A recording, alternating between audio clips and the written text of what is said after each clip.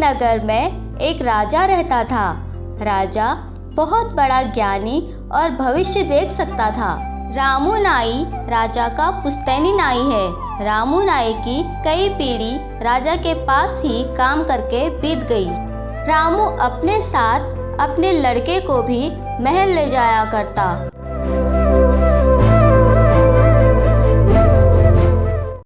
एक बार रामू नाई की तबीयत बहुत खराब हो गई।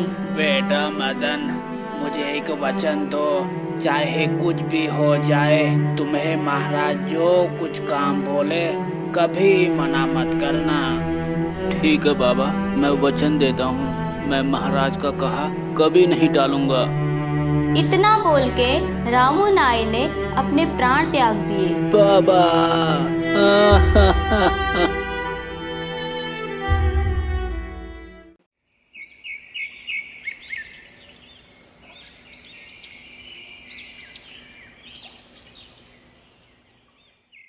कुछ समय बाद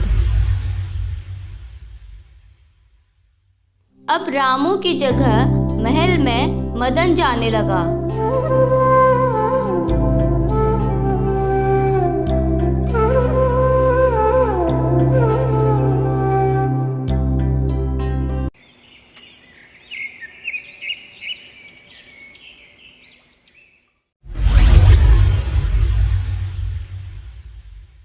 मदन मिठाई लेकर राजा के पास पहुंचा। महाराज ये लीजिए, मुंह मीठा कीजिए, मेरी शादी हो गई है। अरे वाह, बधाई हो मंत्री जी। मदन को हमारी तरफ से अनेकों उपहार दिए जाए। आज अपना मदन शादी करके लाया है। राजा ने मदन को बधाई दी और बहुत सारे उपहार दिए। उसके बाद मदन घर वापस चल दिया।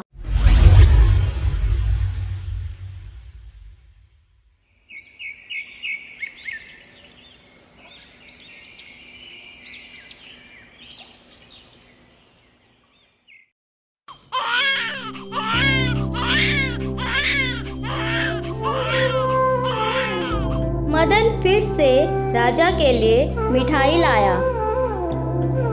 महाराज ये लीजिए, मुंह मीठा कीजिए, मेरी पत्नी को बच्चा हुआ है। मदन के ऐसा बोलते ही राजा बोला, मदन, जो मैं बोलूँगा वह तुम करोगे? हाँ हाँ महाराज, हुक्म कीजिए। तो ठीक है, अभी घर जाकर सुन मदन अचंभित हुआ कि राजा ये क्या बोल रहे हैं। महाराज यह क्या बोल रहे हैं आप? मैं तो आपको खुशखबरी देने आया था, लेकिन आप ऐसा अनर्थ करने को बोल रहे हैं। महाराज मेरी पत्नी बहुत खुश है, ये सुन वह मर जाएगी। आप मुझसे ऐसा पाप मत करवाइए। देखो मदन, इसी में तुम्हारी भलाई है, जो बोला है वह करो। मदन को अपने बाप को दिया हुआ वचन याद आ गया। ठीक है बाबा, मैं वचन देता हूँ, मैं महाराज का कहा कभी नहीं टालूंगा। मदन उदास होकर बोला, ठीक है महाराज, जैसा आप बोले। इतना बोल के मदन वहाँ से चला गया। क्या बोलूंगा अपनी पत्नी से, कैसे बोलूंगा एक माँ से, उसके बच्चे को अलग करने जा रहा हूँ। मदन रास्ते भर रोते रहा। मदन घर पहुँचता है तो वह अपनी पत्नी की आवाज सुनता है। आओ मेरा मुन्ना, तुझे मैं बहुत बड़ा आदमी बनाऊंगी और बड़ा होकर तेरे लिए सुंदर सी बहू लेकर आऊंगी।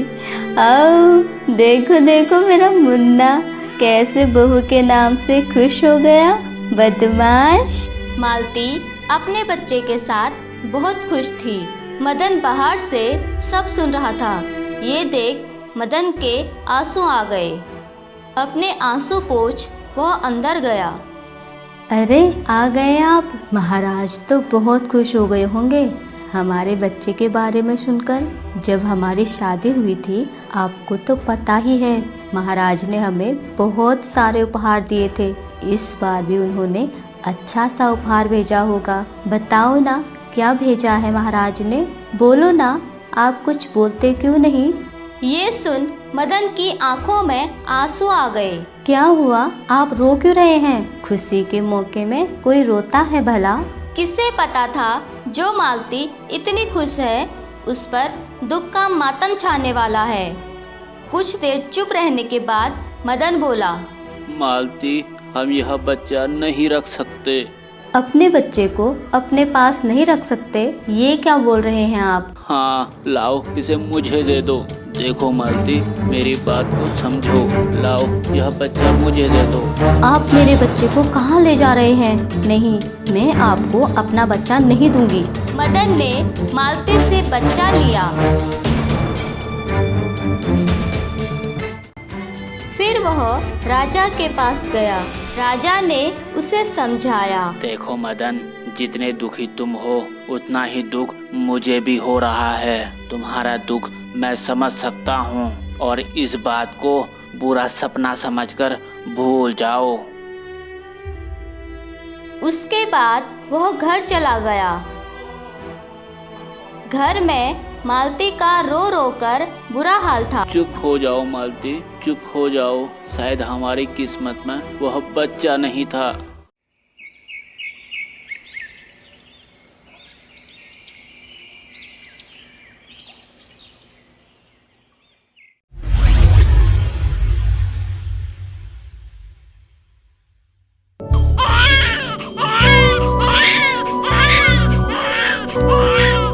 अरे वाह, मैं महाराज को यह खबर देकर आता हूँ। इस बार महाराज जरूर खुश हो जाएंगे। नाई मिठाई लेकर राजा के पास पहुंचा। मदन, इस बार भी तुम्हें वही करना है जो पिछली बार किया था, समझ गए ना? महाराज, यह क्या बोल रहे हैं आप? देखो मदन, इसी में तुम्हारी भलाई है। जो बोला है वह करो। ठीक है महाराज, जैसा आप बोलें। मदन चुपचाप दुखी होकर वहां से घर आ गया।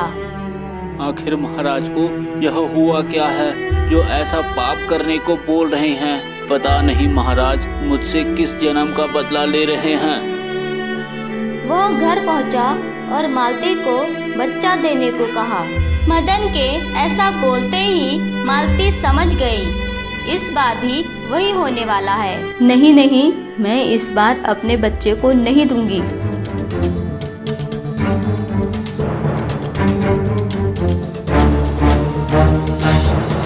इसी तरह राजा के कहने पर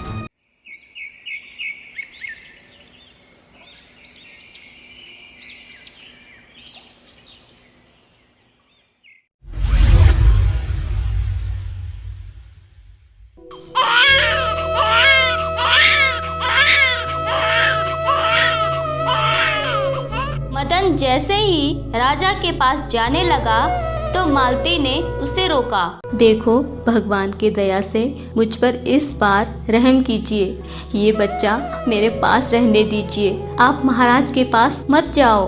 देखो मालती, मैं राजनाई हूँ और मैं महाराज के साथ धोखा नहीं कर सकता। मुझे जाना ही होगा, मुझे माफ करना।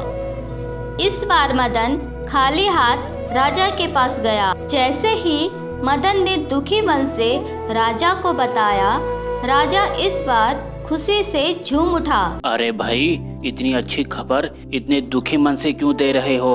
और तुम खाली हाथ आए हो, मिठाई कहाँ है? तुमने इतनी खुशी की बात बताई है, आज मैं बहुत खुश हूँ, बहुत ज्यादा। राजा ने दरबारियों को इशारा किया। थाल भर भर के तरह तरह की मिठाइयाँ मंगवाई गई। देखो मंत्री जी, मदन हमारा खास आदमी है, इसीलिए नामकरण संस्कार में कोई कमी नहीं रहनी चाहिए। धूमधाम से तैयारी करो और नामकरण में मेरे साथ महारानी भी आएंगी।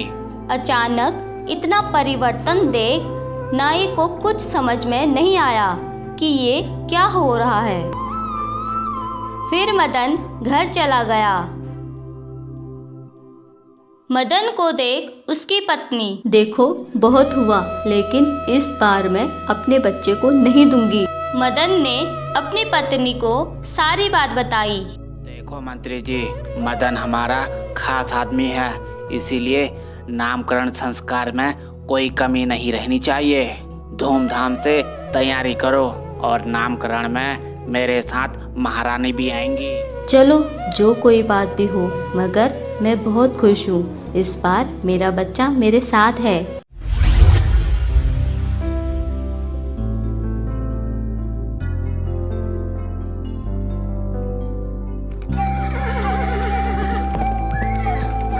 राजा और रानी मदन के घर पहुँचे। यह देख मदन बहुत खुश हुआ। मदन, उस जगह चलते हैं।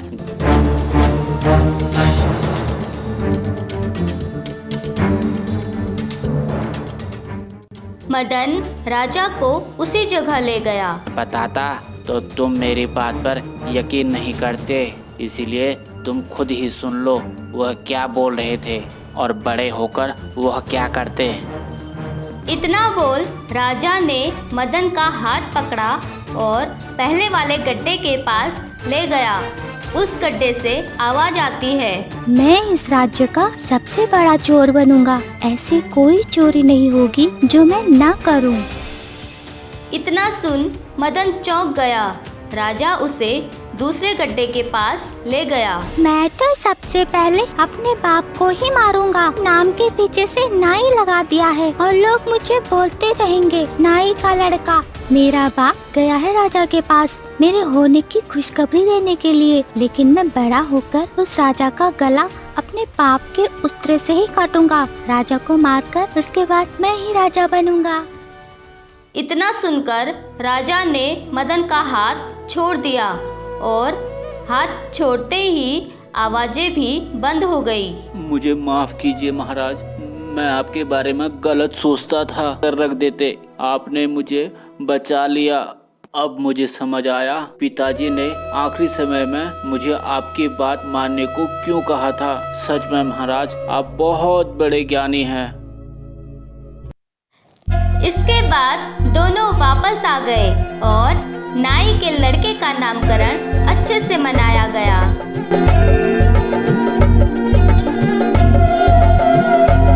तो दोस्तों, ये थी हमारी आज की मनोरंजक कहानी। अगर आपको हमारी कहानी पसंद आई हो तो हमारे चैनल को जरूर सब्सक्राइब कीजिएगा और हाँ, बेल आइकन दबाना मत भूलिएगा। ऐसे ही कहानी किस्सों के साथ मिलते रहेंगे हम आपसे। हमारी आज की कहानी का कौन सा हिस्सा आपको ज्यादा मजेदार लगा, कमेंट में जरूर बताइएगा। चलिए फिर मिलते हैं अपनी किसी नई कहानी के साथ। तब तक के लिए बाय बाय।